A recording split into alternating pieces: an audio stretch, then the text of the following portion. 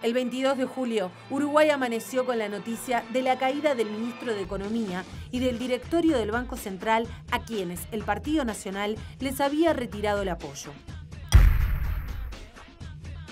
2 días después, Valle llamó a su amigo y senador Alejandro Chugarri para ofrecerle la titularidad de la economía.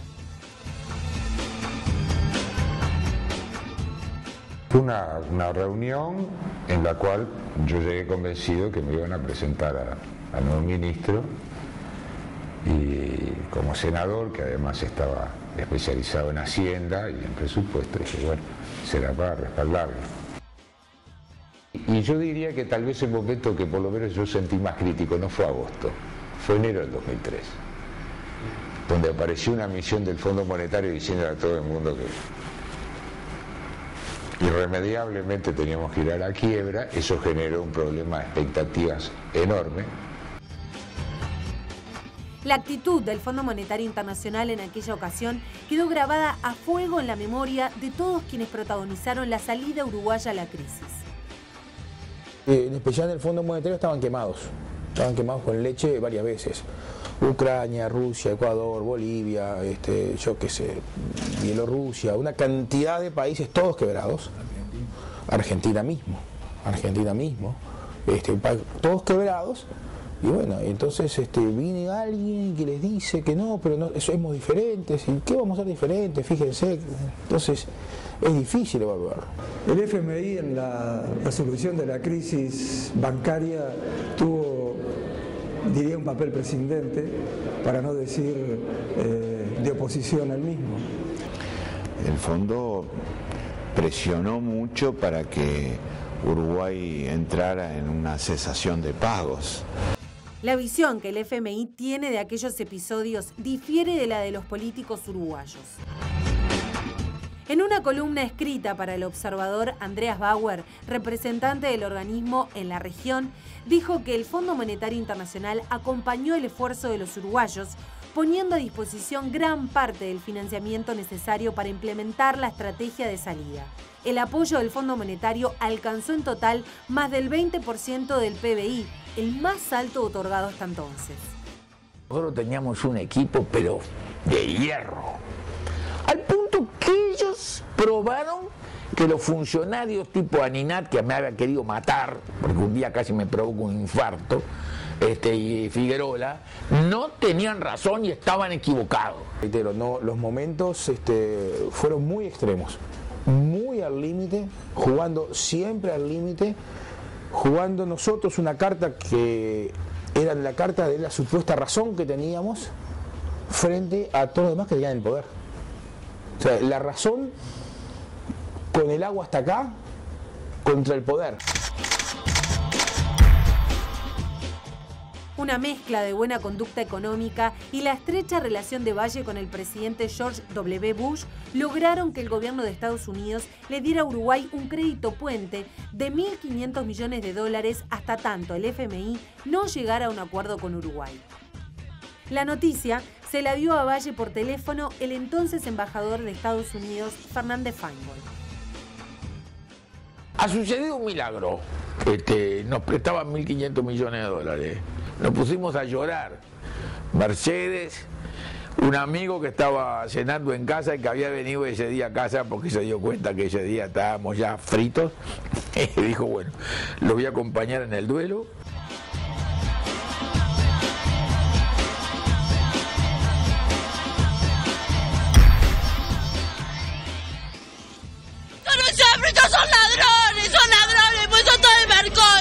¡Son ladrones! ¡No! ¿Cómo le van a pegar? ¡Esto no es hambre! ¡Es gente trabajadora!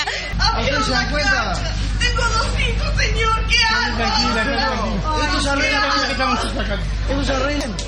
No los quiero a nadie. los primeros. Ustedes saben cómo viene el problema. Ustedes saben. Con el feriado bancario decretado la noche del 31 de julio, estallaron algunos saqueos a supermercados y corrió el rumor de que grupos que venían de la periferia rompían los comercios. Está bravo, ¿qué pasa? Hay que disparar. Hay que mirar menos televisión argentina. No podés dejar nada cerca de las vidrieras. ¿Qué voy a dejar, muchachos? ¿Qué voy a dejar? Es insoportable, esto no se puede vivir más así. Se asustó la gente pensando que venían bandas a hacer tipo copamientos y eso. Solamente por eso. Todo pánico. Me parece que vino una falsa alarma de que venía mucha gente de 18 armando disparates. La responsabilidad por la promoción de aquellos saqueos aislados, como la falsa versión de las hordas, nunca fue establecida con claridad. El gobierno comenzó a buscar apoyo para una ley de estabilidad bancaria que reprogramó los depósitos a plazo fijo en moneda extranjera. El Frente Amplio, básicamente, yo recuerdo tres cosas. Una horrible, la del doctor Vázquez, ¿no?, que dijo que teníamos que hacer lo mismo que en la Argentina, que nos recomendó que quebráramos. Otra muy sólida, que fue la de Astori, que en momentos en que su partido estaba más en contra que a favor, salió a apoyar lo que estábamos haciendo nosotros en materia de las medidas para resolver la crisis. Más allá de matices que los tuvimos, sin duda, porque durante el propio desarrollo de los acontecimientos no todos los frente amplistas estábamos de acuerdo en cuanto a algunas actitudes o acciones a poner en práctica. Y una actitud final que yo creo que en estas declaraciones que hizo Alfie seguramente no tuvo oportunidad de decirlo, fue cuando se votó una ley determinada que teníamos necesidad de votar. Sí, la ley de reprogramación. Se le puso el cumple allá a la ley inmediatamente, y los discursos de los opositores se hicieron a posteriori de que se le hubiera puesto el cumple a la ley, que se lo puso a los 2 minutos, se podrá usted imaginar, ¿no, verdad? La potencialidad para incendiar la pradera, como se suele decir en la práctica, era muy grande. Y el Frente Amplio no solo no lo hizo, sino que muchas veces a través de dirigentes importantes convocó a la necesidad de que el país tuviera no una eliminación de diferencias, sino un apoyo en cuanto a líneas fundamentales. El Parlamento tuvo que trabajar el domingo 4 de agosto para aprobar la ley de reprogramación de depósitos que la izquierda no votó en el Senado, aunque luego apoyó en diputados. En abril, el equipo económico de gobierno anunció que se había conseguido el canje de la deuda con un nivel de 98% de adhesión a lo local y cerca del 90% en el extranjero. Se canjearon títulos por 5.390 millones de dólares. Se le habló a la gente, ¿está bien? Y la gente, en algo que es casi un milagro, respondió, se paró la corrida. Y así el Uruguay fue caminando hasta que al final impuso una salida propia, ¿está bien? Que se basaba en decir, mire, somos un pequeño país, nuestro único capital es ser creíbles. Con la reprogramación de los depósitos, Uruguay se alejaba del abismo financiero con una salida que es valorada hasta por quienes eran opositores entonces. Le deja la confirmación de que en definitiva es muy importante para un país como Uruguay, que pretende ser una sociedad abierta al mundo, mantener el prestigio que siempre da cumplir con las obligaciones que se asumen. Y el país eligió este camino nuevamente en la crisis de 2002 y creo que sin ninguna duda la historia y la realidad confirman que es el camino que debió seguir una vez más. A pesar de la salida, la crisis dejó un país con el PBI deprimido, un desempleo del 15% y 1 de cada 4 uruguayos en la pobreza.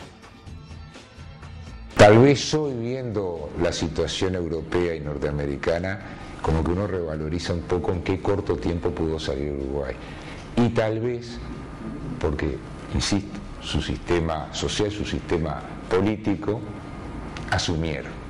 Con la perspectiva que da una década y en medio de una de las mayores bonanzas de su historia, para Uruguay los números macroeconómicos se muestran más halagüeños que lo que exhibían en los años previos a aquella crisis.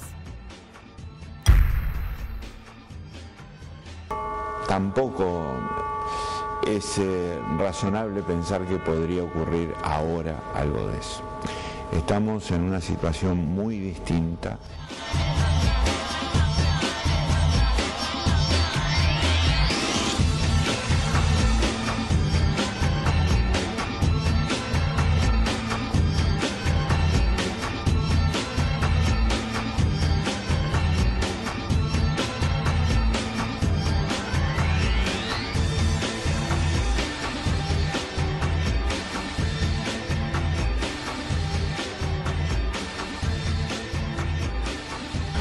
Fue una especie de vía crucis terrorífico.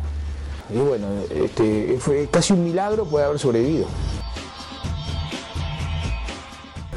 El banco de pruebas, Argentina es el banco de pruebas de todo en el mundo.